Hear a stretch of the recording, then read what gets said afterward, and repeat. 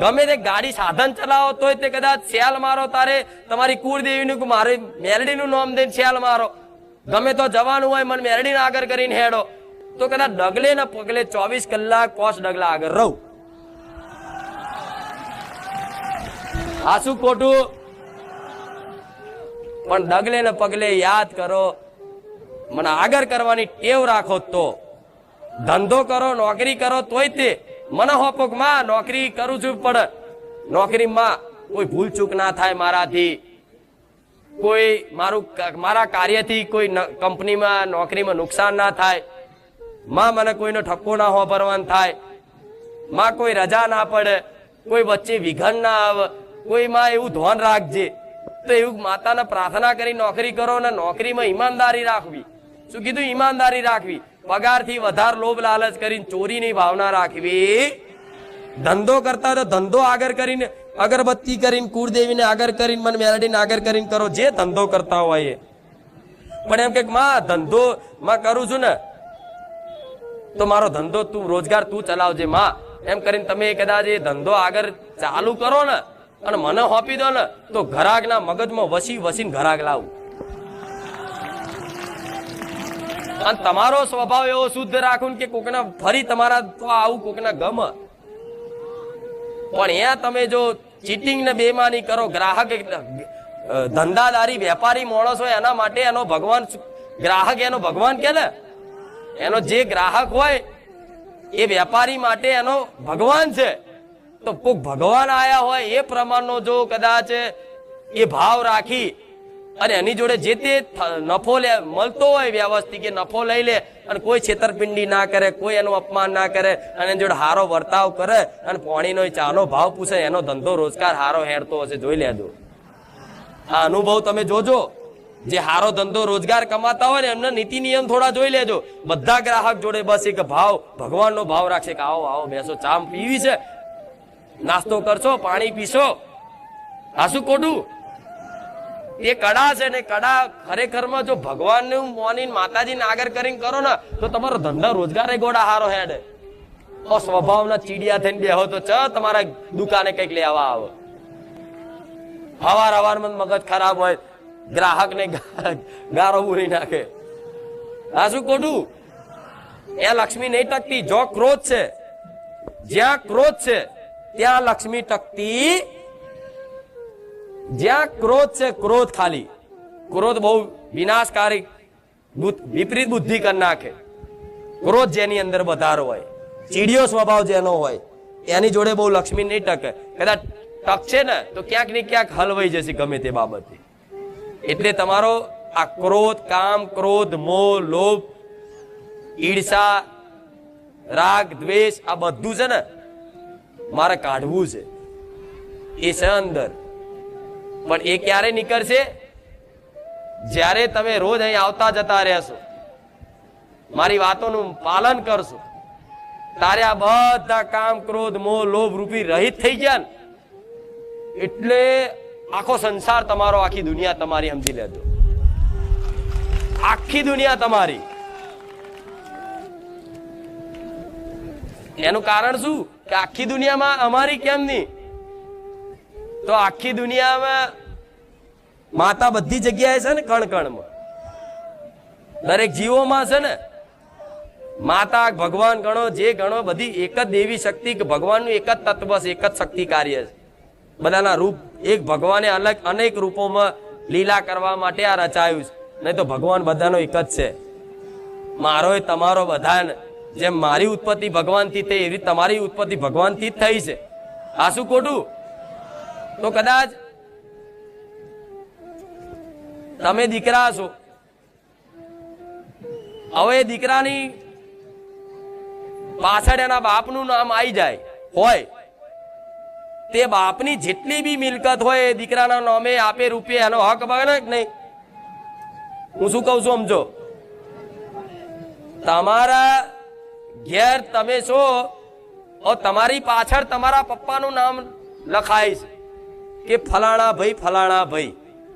તો પાછળ પપ્પાનું નામ આવતું હોય તો પપ્પાની જેટલી મિલકતો હોય એ બધી મિલકત ઉપર તમારો અધિકાર કહેવાય કે નહીં? કહેવાય કે નહીં? તો એવી રીતે પરમ પિતા પરમેશ્વર મારો રોમ છે, જે એને કદાચ પિતા મોનીન, પપ્પા મોનીન, બાપ મોનીન કદાચ યાદ કરશો ને, તો એની આખી બનાયેલી આખી સૃષ્ટિ છે એની પર તમારો અધિકાર થઈ જાય, એ નોમની કૃપા. પણ નોમ પાછળ આવત તો કોઈ માતાનું નામ, કોઈ ભગવાનનું નામ, પેલાના નામ જોજો કે ફલાણા દાદાની મેલડી, ફલાણા ભાઈની મેલડી, કે છે ને ફલાણી પેઢીની મેલડી, એના નામની પાછળ મેલડીનું નામ લાગે પેલાના ભુવાજીનું. અને અત્યારે કઈક લગાવે છે, હું સોલંકી પેઢીની મેલડી, એટલે મારું નામ સોલંકી પેઢીની પાછળ આવ્યું, તો સોલંકી પેઢી મારા દીકરા છે.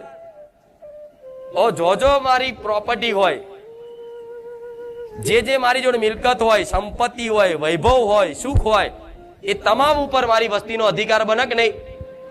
બને કે નહીં? આપે રૂપિયા માગે કે ના માગે, અધિકાર બને કે નહીં? બને ને? એ ના માગે છતાંય તે મારા હાલવું પડે, જેમ કે એમનો અધિકાર છે. એમણે એમની નોમ પાછળ મારું નામ લખાઈ દીધું. મનથી લખાવાનું, દસ્તાવેજમાં નામ નહીં લખવા, પાછળ લખાવતા નહીં કે મેરડી માતા. આજે જે મહેમાન આવ્યા છે ખેડા જિલ્લાના સાંસદ દેવસિંહભાઈ ચૌહાણ સાહેબ, તો દરેક ભાવિક શાંતિથી બે શબ્દ એ બોલે એ સાંભળો. શ્રી રામવાડી મેલડી માતની, બારેજા ધામની મેલડી માતની. આજના પવિત્ર અને મંગલ પ્રસંગે જેમ માતાજીનો હુકમ થાય એમ આજે માએ હુકમ કર્યો ને હું આવ્યો છું. ને તો વિચાર તો ઘણા વર્ષોથી કરતો હતો, પરંતુ આજે મને આવવાનો મોકો મળ્યો અને માના આશીર્વાદનો લાભ પણ મળ્યો. મેં મારા જીવનમાં શ્રદ્ધા, અંધશ્રદ્ધા, રિવાજ, કુરિવાજ, સમાજ જીવનના કાર્યકર્તા તરીકે અનેક ધાર્મિક સ્થળોએ ગયો છું, અનેક કથા વાર્તાઓમાં ગયો છું, અનેક મોટા મોટા સંપ્રદાયોના ગુરુને પણ સાંભળ્યા છે. પરંતુ આપણા વેદ પુરાણના એવા અઘરા જ્ઞાનને સરળ ભાષામાં લોકભોગ્ય બનાવીને સમાજને સાદીને સરળ ભાષામાં જો કોઈએ સમજાવતું હોય તો આપણી આ માયાળુ માં મેલડી સમજાવે છે. અને તદ્દન નિસ્વાર્થ ભાવે, પૂરા પ્રામાણિકપણે. કારણ કે વર્તમાન સમયમાં આપણે અનુભવીએ છીએ કે લોકો લોભ, લાલચ, અહંકારની એવી યાત્રાએ નીકળ્યા હોય છે કે મોટા મોટા મંદિરો, સ્થાનક કે સંપ્રદાયો બનાવે. પરંતુ આ માના મનમાં એવો ભાવ છે કે મારી સમાજ, મારી પ્રજાનું કલ્યાણ થાય, મારા રાષ્ટ્રનું કલ્યાણ થાય, અને રાષ્ટ્રના કલ્યાણ માટે કામ કરતી આપણી આ માના આશીર્વાદથી વ્યક્તિનું પરિવર્તન. જે રીતે એમની વાણી સાંભળીને મને એવું લાગ્યું કે જે અવગુણો આપણા છે, જે વ્યસનો છે, અહંકાર છે, સમાજમાં જે પ્રકારે આપણી કુરીતિઓ ચાલે છે, ત્યારે સમાજમાં વ્યક્તિનું પરિવર્તન અને વ્યક્તિના પરિવર્તન થકી બહુધા સમાજનું પરિવર્તન, અને સમાજના પરિવર્તનથી રાષ્ટ્રનું, સનાતન ધર્મની સાચી દિશાનું પરિવર્તન અહીંયા આપણે જોઈ શક્યા છીએ. નહીં તો લોકો જે પ્રકારે અંધશ્રદ્ધામાં રહેતા હોય છે અને જે પ્રકારે પોતાના અહંકાર, પોતાની લાલચ, પોતાના લોભ અને એ સમાવવા માટે જે પ્રકારે લોકોને ડરાવતા હોય છે, ત્યારે આપણી આ બારેજા ધામની, આપણી આ માયાળુ મેલડી આપણને આશીર્વાદ આપે છે. અને આજથી સાચા અર્થમાં હું તો કહું છું કે માં, લોકો આપણે ખૂંખાર મેલડી માં તરીકે કહેતા છે, પણ આજનો મારો અનુભવ છે કે માં તારા જેવું માયાળુ કોઈ નથી. આ માયાળુ મેલડી માં છે, આપણને બધાને આશીર્વાદ આપે છે.